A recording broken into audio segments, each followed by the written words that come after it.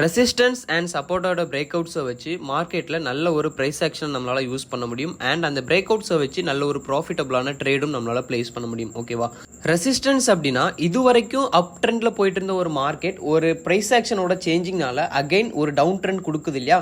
இதுக்கு நடுவில் இருக்கக்கூடிய இந்த எட்ஜ் பாயிண்ட்டை தான் நம்ம வந்து ஒரு ரெசிஸ்டன்ஸ்னு சொல்லுவோம். சரியா? சப்போர்ட்டுங்கிறது அப்படியே ஆப்போசிட் தான். ஒரு செல்லரோட ஆப்ஷன் கீழே வந்துட்டு இருக்கும் இல்லையா? செல்லர்ஸ் வந்து பையர்ஸோட பையிங் ப்ரெஷரை கம்மி பண்ணிட்டு செல்லரோட மெஜாரிட்டியும் ப்ளஸ் அவங்களுடைய ப்ரெஷரும் இன்க்ரீஸ் கொடுத்து ஒரு டவுன் ட்ரெண்ட் கொடுத்துட்டு இருப்பாங்க இல்லையா? அந்த டவுன் ட்ரெண்டில் ப்ரைஸ் ஆக்ஷனை சேஞ்ச் பண்ணி பையர்ஸோட மெஜாரிட்டி அந்த இடத்துல இன்க்ரீஸ் ஆகுறது. ஓகேவா? இந்த பாயிண்ட் ஆஃப் தான் நம்ம வந்து சப்போர்ட்டுன்னு சொல்லுவோம். அப்போது இதுக்கு ப்ரீவியஸில் ரன் ஆயிருக்கக்கூடிய இந்த ரெசிஸ்டன்ஸையும் சரி சப்போர்ட்டையும் சரி நம்ம மார்க் பண்ணிட்டோம் அப்படின்னா இது வந்து ஃபியூச்சரில் ரன் ஆகக்கூடிய ப்ரெசென்ட்டில் ரன் ஆகக்கூடிய நம்மளுடைய ப்ரெடிக்டபிள் கேண்டிலுக்கு ரொம்பவுமே ஹெல்ப்ஃபுல்லாக இருக்கும்.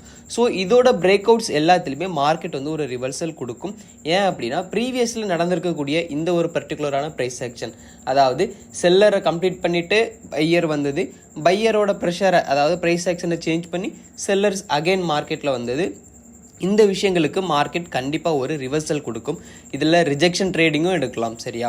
ஸோ இந்த ஒரு விஷயத்தை பிரேக் அவுட்டாக யூஸ் பண்ணி அதில் நம்ம ஒரு கன்ஃபார்ம் கேண்டில், அதாவது ஸ்ட்ராங் கேண்டில்னு சொல்லுவாங்க, ஒரு பையர் கேண்டிலும் செல்லர் கேண்டிலும் எனக்கு அந்த சப்போர்ட்லையும் சரி ரெசிஸ்டன்ஸ்லையும் சரி ஸ்ட்ராங்காக இருந்துச்சு அப்படின்னா கண்டிப்பாக அதோட பிரேக் அவுட்டுக்கு நமக்கு ப்ரெசென்ட்டில் ரன் ஆகக்கூடிய கேண்டில் வந்துட்டு ஒரு ரிவர்சல் கொடுக்கும். சரியா? ஸோ இந்த ஒரு விஷயத்தை பற்றின டீட்டெயிலான எக்ஸ்பிளைனாக நான் வரக்கூடிய வீடியோஸில் கொடுக்குறேன். ஓகேவா? நான் ஏன் இந்த வீடியோவில் வந்து பேட்டர்ன்ஸ் வந்து இதில் எக்ஸ்பிளைன் பண்ணலை அப்படின்னா இங்கே ஊரில் வந்து ஒரு திருவிழா போயிட்டுருக்கு. ஸோ அந்த சவுண்ட் எஃபெக்டில் வந்து என்னால் அவ்வளோவா கான்சன்ட்ரேட் பண்ண முடியல.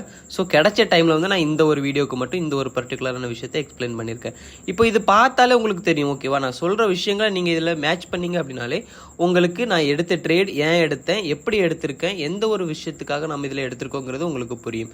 ஸோ நீங்கள் கற்றுக்கிற விஷயத்தை அகைன் ப்ராக்டிஸ் பண்ணுங்கள். வெல் ட்ரேடராக இருங்க. தேங்க்யூ.